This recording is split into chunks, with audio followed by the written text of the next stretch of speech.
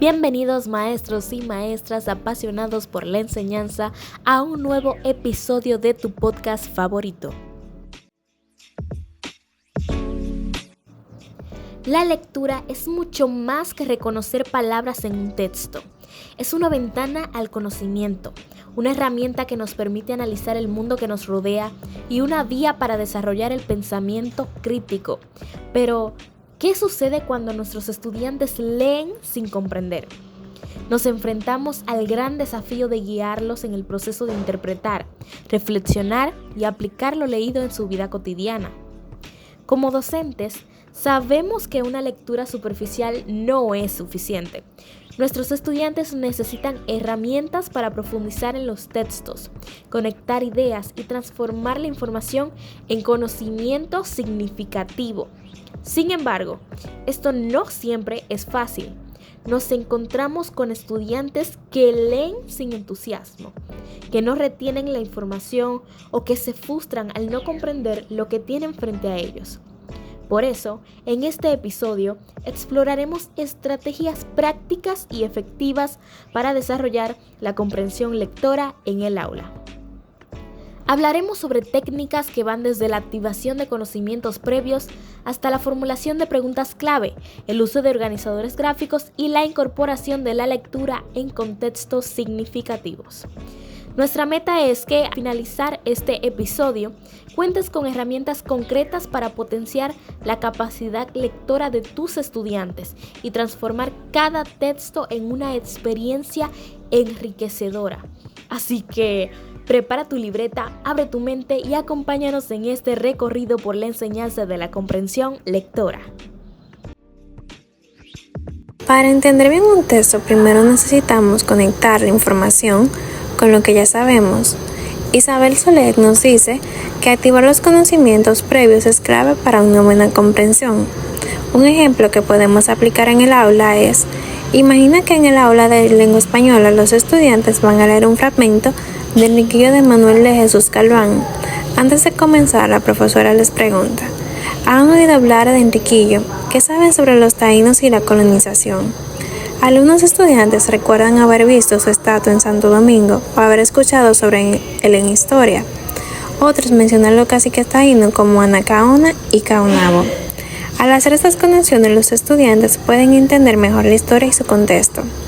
Otra técnica útil para realizar una pequeña búsqueda previa: si la clase va a leer sobre los géneros literarios, el docente puede pedirle que mencione libros, películas o canciones que conozcan y que intenten clasificarlos según el género.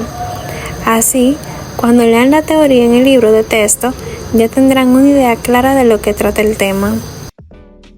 Leer no solo significa descifrar letras, también podemos leer imágenes, videos e infografías.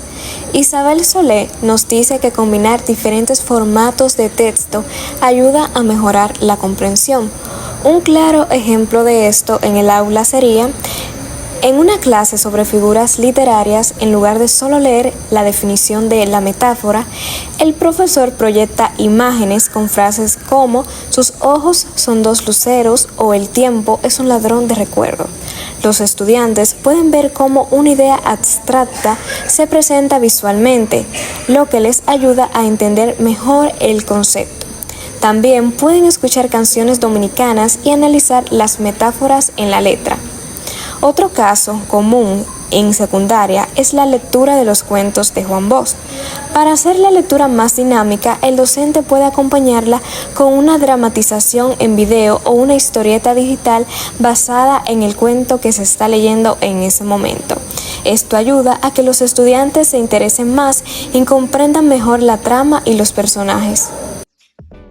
Muchas veces los estudiantes leen un texto y no hacen más que subrayar palabras. Pero leer es más que eso, es interactuar con el texto, preguntarse cosas, escribir reflexiones. Un ejemplo es: supongamos que los estudiantes están leyendo los cuentos escritos en el estilo de Juan Bosch. En lugar de simplemente responder preguntas después de la lectura, la profesora les pide que escriban en el margen del texto sus reacciones y dudas. Siguiendo esta misma línea, podemos poner otro ejemplo. Un estudiante puede escribir: Me sorprende cómo el autor describe la pobreza. Esto sigue pasando en nuestro país, mientras que otro podría notar, el final me dejó con dudas. ¿Qué habrá pasado con el personaje? Otra técnica es la lectura en voz alta, con pausas para discutir. En una clase sobre ortografía, si el texto menciona la diferencia entre tuvo y tuvo, el docente puede detenerse y preguntar. Pueden pensar en una oración con cada palabra. Así los estudiantes no solo leen, sino que reflexionan y aplican lo aprendido en la clase. Muchas veces contamos con estudiantes a los que llamamos problemáticos en las aulas, los cuales no muestran interés alguno en leer porque sienten que los textos que se les presentan no tienen ninguna relación con su vida.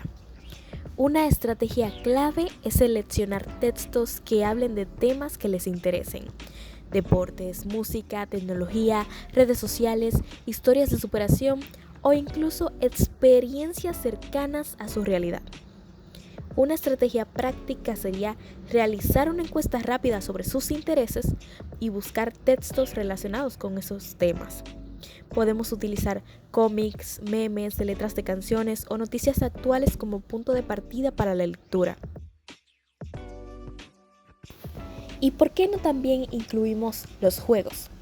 A muchos estudiantes les cuesta concentrarse en la lectura, pero si la convertimos en un juego o un desafío, su actitud cambia.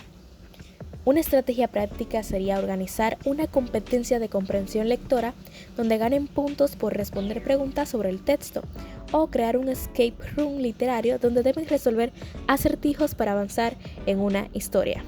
También pudimos utilizar tarjetas con preguntas para hacer un juego de ¿quién quiere ser millonario? Con contenido del texto. Y por último, debemos de crear un ambiente de lectura positivo y seguro.